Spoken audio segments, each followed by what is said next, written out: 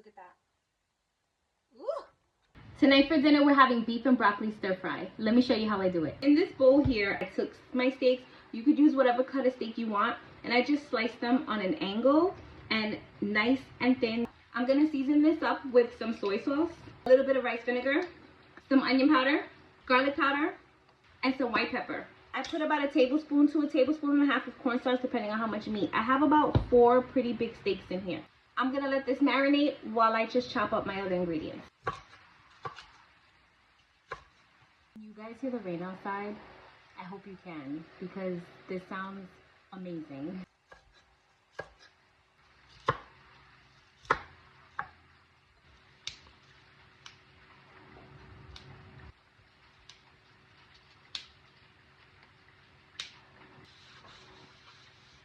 I realized when I went to go get my veggies that I don't have any green onions. So what I'm going to do to substitute that freshness that the green onions give, I'm just going to chop up some fresh garlic. I have about 4 cloves of garlic in there.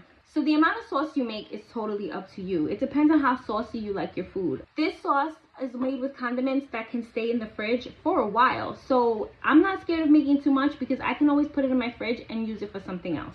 I'm going to do about half a cup of regular soy, and then I have this dark soy, about a 1/4 cup of this.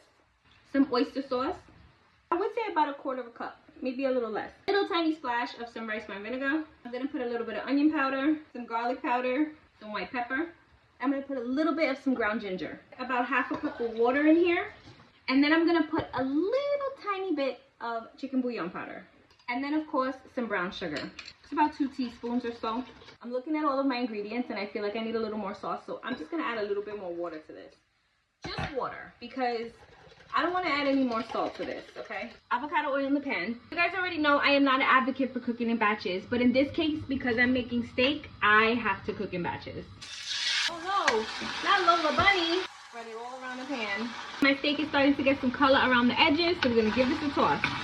So I took my beef out of the pan. I'm putting my broccoli in there first with a little bit of water because I want to steam it. Just for a few minutes. Okay, once the broccoli is nice and bright green, we're going to take it out. More oil in the pan. I'm going to throw in the green and red bell peppers that I chopped up earlier. This is personal preference. You don't have to put this in your beef and broccoli. I'm going to put in all that fresh garlic and a cube of ground ginger.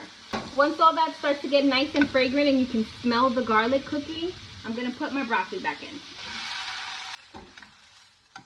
I'm going to pour a little bit of my sauce in there. I'm going to start with about half. My family likes their broccoli to be a little bit softer, so I'm going to let this cook in the sauce with a lid on for just a couple minutes. My broccoli is the perfect consistency. Now I'm going to go back in with my beef. I always tell y'all we like it saucy, so I'm adding a little bit more of that sauce in here. And I made a cornstarch slurry with about a tablespoon of cornstarch and some water. Just going to pour that over little by little until I see it get the consistency that I like. At this point, I don't need it to cook anymore, so I just turned off my heat. It's time to taste. No need for extra work. Trader Joe's comes through every time. Frozen jasmine rice, 3 minutes in the microwave, and you've got rice. Look at that. Since I didn't have any green onions, I just put a little bit of these roasted sesame seeds on top. Just to give it a little something, you know. The perfect bite. A little bit of everything. Wow.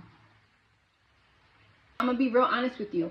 I forgot to deglaze my pan with the Shaoxing wine because before I even start this whole process, I usually take everything out and have it in my face, and I forgot to take that out. And let me tell you, it doesn't even matter.